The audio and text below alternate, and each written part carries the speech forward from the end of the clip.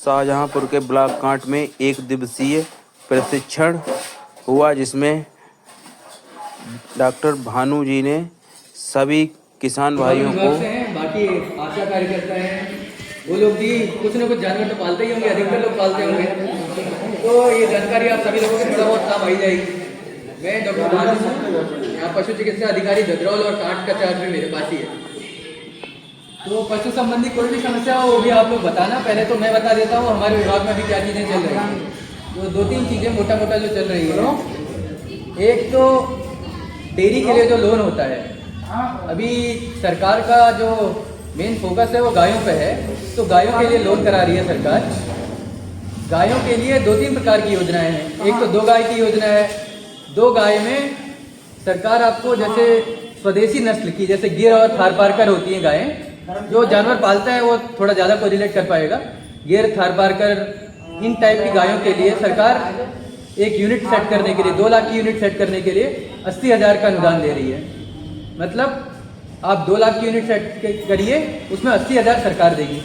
और ऐसे ही इससे बड़ी योजना जो पूरी अपनी डेयरी चलाना चाहता है, केवल गाय की, भैंसों का नहीं है इसमें, केवल गाय की, उसमें आपको 23,60,000 की कुल योजना है। उसमें 23,60,000 में से 50% सब्सिडी, मतलब आधा रुपया सरकार देगी, 35% आपको बैंक से लोन लेना पड़ेगा और केवल 15% जो है वो अपने से लगाना पड़ेगा। तो लगभग 23,000 का केवल 15% लगाना है, मतलब 3 लाख रुपया लगभग आपको लगाना है। और अब एक 10 गायों की एक अच्छी डेयरी चला सकते हैं। ये जो गायें हैं साहिवाल, गंगोत्री, अक्सर ये 10 से 15 लीटर दूध आराम से दे देती हैं। तो इसके लिए ऑनलाइन आवेदन एक नंद बाबा दुग्ध मिशन है, उस पर आप कर सकते हैं। इसके अलावा 25 गायों की भी ऐसी ही योजना है, वो करीब 50 से 60 लाख के बीच की है। इसमें 50 से 60 लाख के बीच में, इसमें भी 50% अनुदान सरकार का है, उत्तर प्रदेश सरकार का। तो इनका पहले आपका फॉर्म जमा होता है और लॉटरी माध्यम से अगर फॉर्म ज़्यादा होते हैं तो वो सिलेक्शन जिला स्तर से होता है, डीएम साहब की और सीबीओ साहब की अध्यक्षता में। और उसके बाद ये आप यूनिट एस्टेब्लिश करते हैं अपने यहाँ। इसके अलावा जो सबसे ज़रूरी चीज़ है, हम लोग अपना बीमा कराते हैं, उसी तरीके से पशुओं का बीमा भी होता है।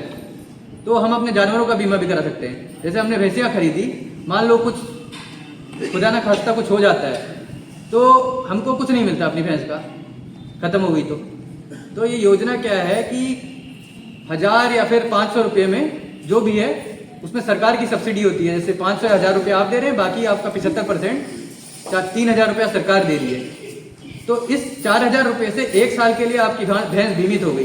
कभी भी 1 साल में उसको कुछ हो जाता है तो सरकार आपको जो बाकी पैसा है 70,000 या 80,000 जितने की भी आपकी भैंस है वो आपको वापस देगी। और भी इसके अलावा जो सबसे बेसिक चीज़ें होती हैं पशुपालन में, 1-2 चीज़ें कि जो पशुओं का सबसे ज़रूरी चीज़ है, पशुओं को कीड़े की गोली खिलाना, ये सबसे ज़रूरी है भाई, एक चीज़। और दूसरा टीकाकरण करवाना। इन चीज़ों का ध्यान रखें तो आपके पशु खुद ही हष्ट पुष्ट रहेंगे। बाकी जानवर कितने लोग पालते हैं आप लोगों में से, हमारे विभाग के अलावा? और आप सभी लोग जानवर पालते हैं?